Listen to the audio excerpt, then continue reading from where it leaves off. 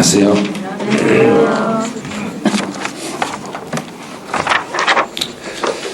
문제 한번 풀어보죠. 이제 위쪽에 있는 1번부터 한번 보시죠. 위쪽 1번이요. 1번은 지방자치단체 징수금의 징수를 목적으로 하는 지방자치단체의 권리는 그랬네요. 근데 이 문제는 아마 그 내용을 전체적으로 이해를 못 하시면 동그라미라고 했을 거예요. 동그라미 했을 건데 이거를 지방세와 국세의 차이점을 기억하셔야 돼요. 지방세와 국세. 그러니까 혹시 이거 우리 교재 61페이지 한번 가보세요. 61페이지에 가서 책을 내가 얼마나 이거 틀리신 분은 책을 안 읽어보셨는가를 직접 보셔야 돼요. 61페이지 보시면 거기 5년 밑에다가 금액 불문이라고 분명히 손으로 썼을 거예요. 그렇죠. 그런데 이걸 틀려버리시면 안 돼요. 지방세 같은 경우는 금액에 상관없이 무조건 5년이에요. 그래서 그 밑에다 쓰시라는 거예요. 그래서 그 밑에다 써놓은 것은 나중에 시험 볼 때 그게 함정이니까 그래요. 이런 부분이 함정으로 적용이 되니까 반드시 지방세는 무조건 5년이에요. 지방세는 무조건 5년이고 국세인 경우만 금액에 따라서 달라질 수 있습니다. 이렇게 갔던 거예요. 그래서 1번은 X. 두 번째도 이게 집중을 잘 해야 돼요. 두 번째도 이게 주의력이 좋으셔야지 그냥 쑥 읽으면 맞는 것처럼 보여요. 두 번째는 지방자치단체 징수금에 대한 징수 순서는 1번이 체납 처분비, 2번이 지방세가 되는 거예요. 2번이 지방세, 3번이 가산금. 그래서 2번도 X. 2번도 틀렸어요. 3번은 설정 일자에 관계없이 설정보다 우선하는 그 재산에 부과된 그 다음에 문구를 잡아야 돼요. 국세를 찾으라고 했어요. 국세만을 말했지 지방세를 이야기한 거 아니에요. 그래서 국세만을 이야기했기 때문에 종합부동산세, 상속세, 증여세. 이제 이거는 맞았어요. 네 번째는 취득세는 등기 등록을 불문한 사실상 취득에도 과세한다. 그럼 등기가 되든 안 되든 상관없습니다. 그랬어요. 이것도 맞았어요. 5번은 취득세 납세 의무자는 취득세의 납세 의무자는 그랬네요. 과세일 현재 취득세 과세대장에 취득재산의 소유자로 등재되어 있어야 한다 그랬네요. 그러면 4번하고 5번이 뭔가 좀 이상하죠. 4번에서는 등기를 안 해도 된다 해놓고 그 다음에서는 등기를 꼭 해야 된다 해놓고 그러면 5번은 X 틀렸네요. 5번은 틀렸어요. 그다음 6번은 개인 간의 부동산을 교환하는 경우에는 취득세를 과세하지 않는다. 교환했을 때 세금 안 물리면 다 교환만 하죠. 그렇죠. 그래서 교환도 세금을 물으셔야 됩니다. 그래요. 그다음 7번 토지의 지목을 사실상 변경함으로써 그 가액이 증가한 경우에는 이를 취득으로 본다. 증가가 됐을 때만 취득으로 보는 거예요. 증가된 경우에 한해서 취득으로 본다. 맞았네요. 이제 8번은 지방세법에서 토지는 지적공부의 등록 대상이 되는 토지와 그 밖에 사용되고 있는 사실상 토지를 말합니다. 이것도 맞았어요. 이제 9번 부담부 징의 경우에는 그 채무액에 상당하는 부분의 인수 여부에 관계없이 그러면 이제 이것도 96페이지를 한번 가보세요. 이거 직접 가보셔야 돼요. 96페이지에 부담부 징해에 대해서는 이 부담부 징해에 대해서는 반드시 체크할 게 인수를 체크하라고 그랬어요. 인수가 되면 바로 작게 해야 돼요. 인수 바로 밑에 양도 이렇게 연결해야 돼요. 인수되면 양도, 인수되지 않는 것은 징여. 인수되는 것만 양도로 보고 인수되지 않는 건 징여로 봅니다. 그래서 그 옆에다 밑에다 메모해 놓으신 분도 있고 아니면 그 책에서 인수하고 인수 이외를 구분하신 분도 있고 아마 그러셨을 거예요. 그래서 여기서는 인수 여부에 관계없이 거기가 틀렸어요. 인수했을 때만 유상이고 인수하지 않았을 때는 징여로 보겠습니다.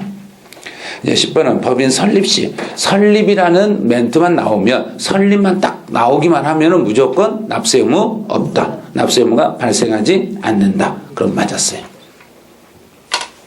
이제 이렇게 해서 지문을 OX 지문 푸시면서 어느 지문 어떻게 틀리는가 이걸 연습을 자꾸 해야 돼요. 자꾸 하시고 그다음에 이제 그 다음 밑에 있는 표에는 이제 양쪽 가로에 둘 중에 하나를 골라 잡는 거예요.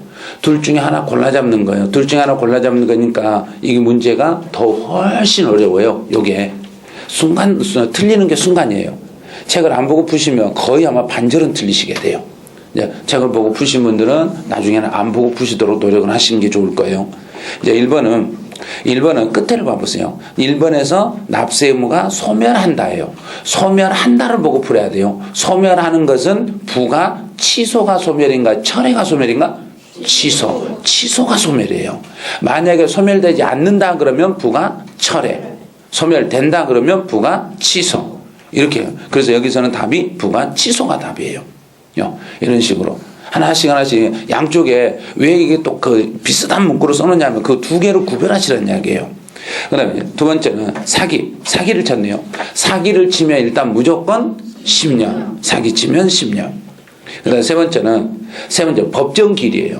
법정길인데 여기서 법정길은 정부가 결정했을 때 법정길이에요.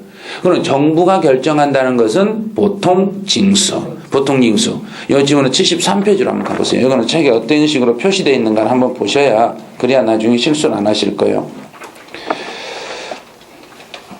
73페이지에 그 제일 위쪽으로 가시면 동그라미 2번에다가 색깔로 표시하세요. 제가 분명히 말했어요. 그거는 중요하니까 색으로 표시해 주세요. 이렇게 이야기를 했어요. 그래서 일단 정부에서 결정이 됐을 때는 도달한 날이 아니라 발송일이 법정길입니다. 그래요.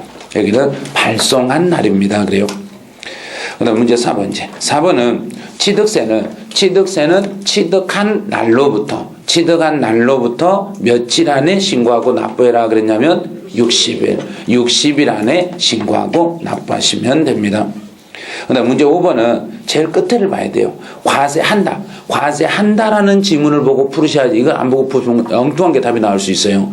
여기서 차량이나 기계나 항공기나 주문을 받아서 건조한 선박은 어떤 경우에만 세금 물려라 그랬냐면 승계취득만. 그런데 끝에 가서 과세하지 않는다 그러면은 원시취득 이렇게 되는 거예요. 과세하지 않는 건 원시취득, 과세하는 것은 승계취득. 이제 6번 공매라는 단어는 안 돼요. 공매라는 것은 내가 그 물건 배우자에게 직접 돈을 줬는가요? 국가기관을 통해서 줬는가? 통해서 돈을 줬으니까 사실 확인됐다. 사실 확인이 됐으면은 유상. 만약에 사실 확인이 안 돼 버렸으면 증여. 그래서 원칙적인 배우자나 직계 존비서로부터 넘겨받았을 때는 증여. 공매로 넘겨받았을 때는 유상. 반드시 체크하셔야 되는 거. 만약에 이거를 그냥 책 보고 답만 쑥 찾아버리면 나중에는요 이게 공매를 썩 빼버리면 바로 틀려버리게 돼 있어요. 그래서 절대 그래서 책을 못 찾게 하는 거예요. 먼저 풀어보시고 나중에 책을 찾는 건 좋은데 처음부터 책을 찾으시면 살짝만 틀어버리면 못 풀어요. 요런 걸. 그래서 6번은 유상이 돼요. 그다음에 7번 과점주주만 나오면 무조건 과점주주는 퍼센트만 보는 거예요. 다른 거 다 필요 없어요. 과점주주 그러면 50% 초과, 무조건 초과. 그다음에 8번 국가로부터 그랬네요. 국가로부터 취득했을 때는 국가한테 샀으니까 사실상 잔금 지급이에요. 계약서가 아니라 사실상. 그다음에 9번은 사실상 잔금 기준일을 적용하는 사유에 해당하지 아니하는 유상승계 취득의 경우에는 계약서상 잔금 날짜로 가는데 만약에 계약서상의 잔금 날짜가 명시되지 않았을 때는 그때는 무슨 날로 가라겠던가 언제로 가라겠던가 계약일로부터 60일이 경과된 날. 60일이에요. 60일이 경과된 날입니다. 그 다음에 10번은 이번에 새로 들어왔기 때문에 조심하세요 그랬어요. 회원권이 연장이 되면 입회기간이 연장이 되면 언제부터 시작한다 그랬던가 새로 시작되는 날, 새로 시작할 때부터 그때부터 다시 취득세를 물으셔야 됩니다. 그래요.